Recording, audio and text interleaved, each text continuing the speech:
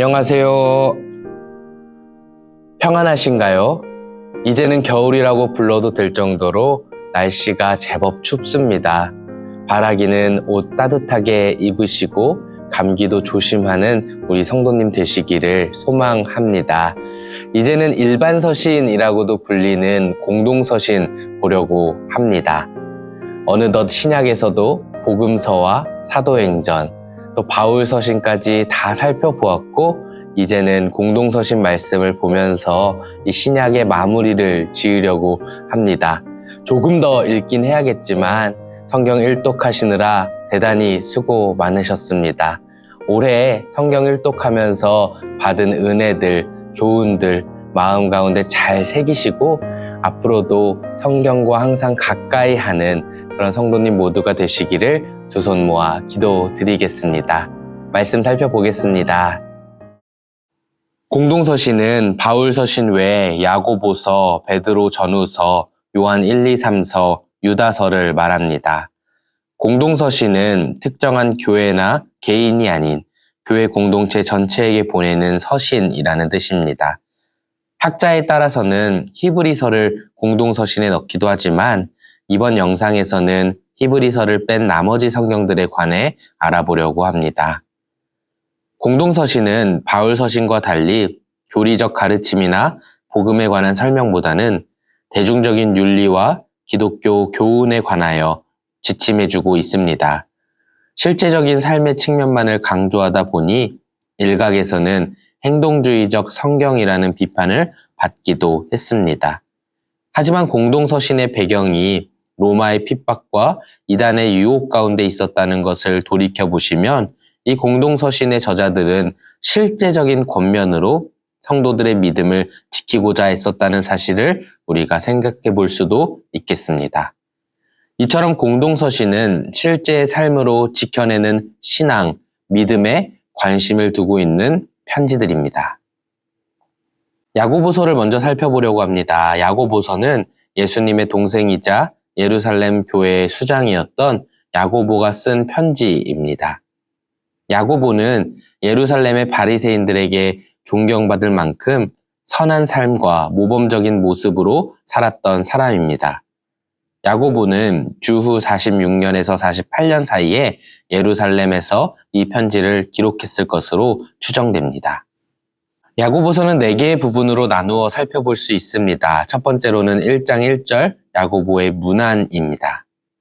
두 번째로는 1장 2절부터 18절까지 고난의 의미에 관하여 설명합니다. 세 번째로 1장 19절부터 5장 11절까지 행함의 신앙에 관한 내용입니다. 마지막으로 5장 12절부터 20절까지 결론적인 권면입니다. 야고보는 먼저 흩어져 있는 12지파, 다시 말해 흩어진 교회들에게 문안 인사를 한 후 고난의 의미에 관해 설명해 줍니다. 고난은 하나님께서 성도들에게 주신 것이기에 성도는 그 속에서 의미와 목적을 발견해야 합니다. 또한 이와 같은 기준을 삶의 모든 부분에 적용해야 합니다. 다음으로 야고보는 본격적으로 행함의 신앙에 관해 말합니다. 그는 진정한 기독교는 행함에서 나타나며 진정한 믿음에는 늘 순종이 따라오기 마련이라고 말합니다. 이어서 야고보는 공동체의 분쟁, 말의 사용, 욕망, 세상과의 타협 등 교회 안에서 생길 수 있는 여러 문제들에 대해 경고한 후 바른 자세가 무엇인지를 제시해 줍니다.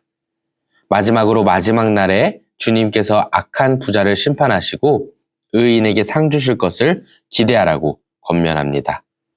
야고보는 맹세하지 말라, 영적으로 서로 권면하라 등의 권면을 끝으로 편지를 마칩니다. 야고보서는 믿음과 행위에 관해 좋은 교훈을 주고 있습니다. 바울이 하나님 앞에서 믿음으로 의롭다 하심을 얻으라고 권면했다면 야고보는 선한 행실을 통해 사람들에게 믿음의 선함을 입증하라고 말합니다. 즉, 바울은 주님에 의한 의로움의 선언을 말했다면 야고보는 세상의 그 의로움에 대해 증명하라고 말합니다. 이를 위해 성도는 세상과 타협하지 말고 행함으로 믿음을 증명해내야 합니다. 행하지 않는 믿음은 죽은 것이며 순종하지 않는 신앙은 헛된 것입니다. 선행이야말로 성도가 세상에 보여줘야 할 구원받은 자로서의 증명하는 태도입니다. 다음으로 베드로 전후서를 살펴보겠습니다. 베드로 전후서의 저자는 예수님의 제자 베드로이며 주후 62년에서 65년 사이에 이 두 통의 편지를 쓴 것으로 추측됩니다. 베드로 전후서의 내용은 거짓 가르침의 위협에서 벗어나 주님의 은혜 안에서 성숙하라는 권면입니다.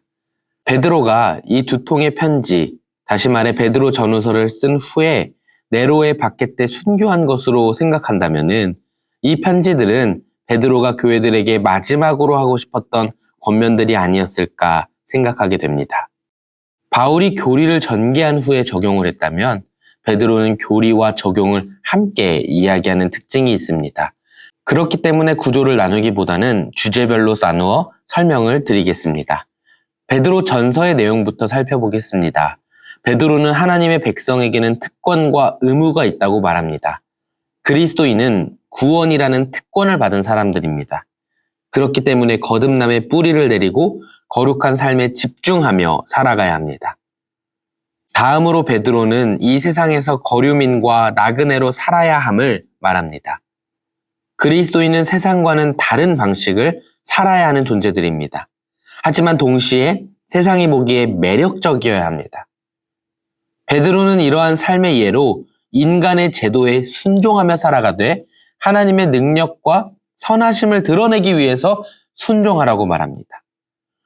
또한 친한 사람뿐만 아니라 믿지 않는 사람과도 조화롭게 살아야 하며 그리스도에 대한 적대 행위에는 담대히 맞설 줄 알아야 한다고 말합니다. 마지막으로 베드로는 그리스도인이 고난에 올바르게 반응할 줄 알아야 한다고 말합니다.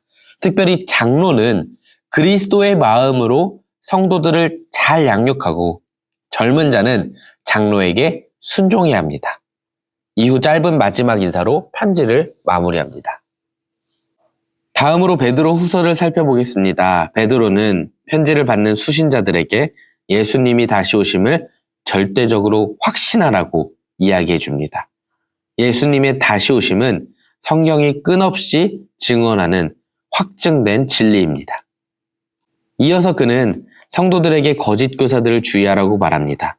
거짓 교사들은 유욕을 따르는 탐욕스러운 자들일 뿐입니다.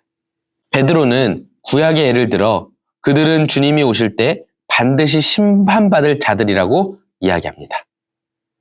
마지막으로 베드로는 주님의 재림과 심판날을 분명히 기억하라고 권면합니다. 특별히 노아의 홍수의 예를 들어 하나님께서 심판에 직접 개입하실 수 있음을 잊지 말라고 강력히 말합니다. 베드로 전후서는 우리에게 환난을 견디는 힘에 관하여 말해줍니다. 베드로 전후서는 모두 핍박 속에서 쓰여진 편지입니다. 성도들은 계속되는 환난에 소망을 잃고 있었습니다. 베드로는 편지를 통해 미래의 영광에 관해 이야기하며 그들을 위로해주고 복돋아줍니다. 또한 예수께서 죽으시고 부활하셔서 현재 우리에게 복을 주셨듯이 미래에도 이 복이 이어질 것임을 확신시켜줍니다.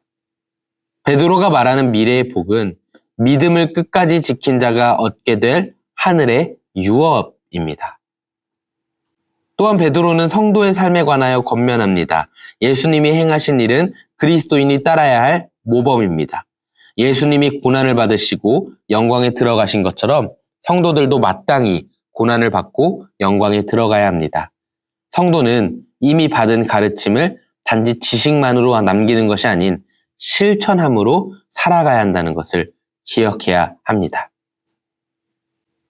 요한 1, 2, 3서를 살펴보겠습니다. 이 세 서신은 예수님의 제자 사도 요한이 쓴 것이며 각기 다른 수신자에게 보내진 것으로 여겨집니다.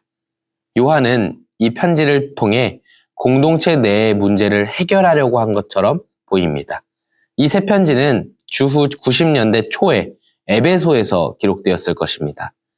먼저 요한 1서는 교회 전체에게 보내진 편지입니다. 요한은 간단한 인사를 한 후에 하나님과의 교제는 빛 가운데 걷는 것임을 말합니다.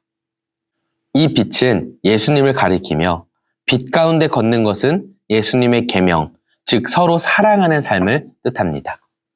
또한 요한은 세상을 사랑하지 말고 미혹하는 자들을 떠나 하나님의 진정한 자녀가 되라고 권고합니다. 이어서 요한은 서로 사랑하라고 말하며 사랑은 하나님을 신뢰하며 다른 일을 위해 목숨을 버리신 예수님을 따라 사는 것임을 말합니다.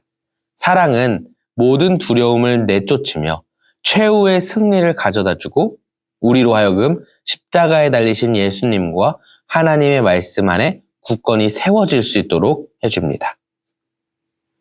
요한 2서는 특정한 공동체에게 보내진 편지입니다. 요한은 이 요한 2서를 통해 거짓 교사들로 인한 위험을 경고합니다. 이들은 그리스도께서 육체로 오심을 부인하는 자들이었습니다. 요한은 참된 성도라면 서로를 향한 사랑 안에서 함께 걸어야 함을 강조하면서 본질을 기억하며 살 것을 요청합니다. 요한 3서는 가이오라는 개인에게 보내진 편지입니다. 요한은 복음 전도자들을 도울 것을 말한 후 교회 안에 두 사람을 비교합니다. 바로 디오드레베와 데메드리오입니다. 디오드레베는 자랑하기를 좋아했고 사람들을 지배하려고 했던 사람입니다. 반면 데메드리오는 한결같이 선한 삶을 살았던 사람이었습니다. 요한은 가이오에게 데메드리오를 본받으며 살 것을 권면합니다. 요한 1, 2, 3서는 우리에게 사랑이라는 정신을 다시 한번 심어줍니다. 당시 영지주의는 복음을 재정의하려는 시도를 했었습니다. 이는 하나님을 자신의 생각대로 바꾸려는 시도였습니다. 요한은 이러한 시도를 엄격하게 경고하면서 하나님을 아는 일은 오직 그의 아들이신 예수 그리스도를 통해서만 가능하다고 말합니다. 요한이 말하는 예수님을 아는 것은 사랑의 하나님을 아는 것입니다. 사랑의 하나님을 아는 자는 하나님과 예수님의 사랑을 신뢰하며 삶의 자리에서 의와 사랑을 실천하며 삽니다. 이처럼 요한 서신이 말하는 참 믿음이란 육체로 오셔서 우리를 위해 죽으신 예수님을 믿는 것이며 이를 통해 의와 사랑이 드러나는 삶의 모습을 뜻합니다. 마지막으로 유다서를 살펴보겠습니다. 유다서는 예수님의 동생 유다가 쓴 것으로 여겨집니다. 유다서는 주후 60년대 중반에 기록되었으며 저작 장소에 관해서는 알 수가 없습니다. 유다서는 이방 문화 가운데 놓였을 유대인들을 위해 쓰여진 편지입니다. 유다는 거짓 교사들이 교회에 침입했기에 이 편지를 쓴다고 밝히며 구약과 유대 문헌의 세 가지 예, 즉 광야에서 반역한 이스라엘과 반역한 천사들과 소돔 사람들의 예를 통해 거짓 교사들을 정죄합니다.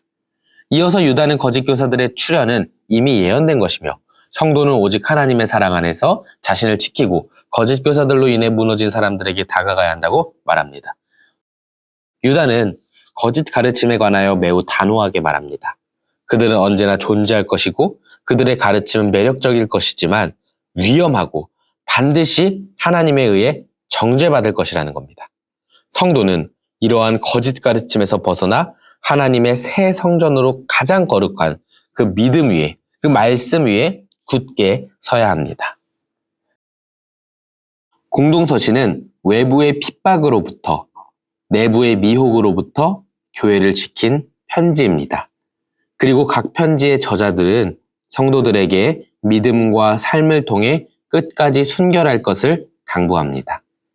공동서신을 읽으시며 나의 신앙을 가로막는 마음과 몸의 문제를 자세히 돌아보시고 그리스도를 향한 믿음과 순결한 삶의 자세로 하나님의 나라로 나아가는 성도가 되시기 바랍니다.